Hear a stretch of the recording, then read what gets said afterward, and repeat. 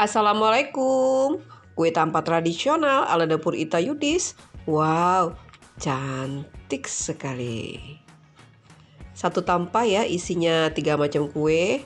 Nah ini ada kue tradisional khas Palembang ya. Kue gandus atau talam ebi ya, yang putih. Terus yang hijau itu kue lumpang pandan.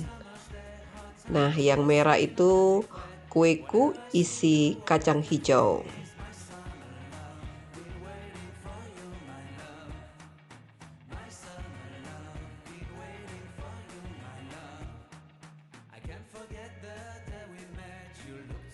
Nah ini ya talam ebi ya, atau kalau di Palembang namanya kue gandus ya.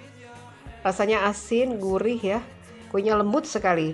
Atasnya ditaburi dengan ebi, irisan cabai ya, terus seledri dan bawang goreng.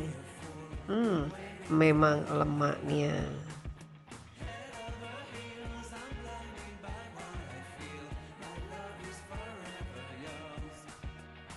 Nah ini ya, kue lumpang pandannya juga sudah matang, siap kita angkat.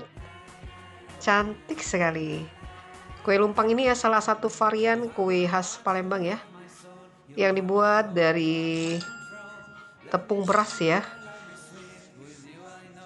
dan pandan asli. Hasilnya seperti ini, cantik luar biasa, rasanya lemaknya.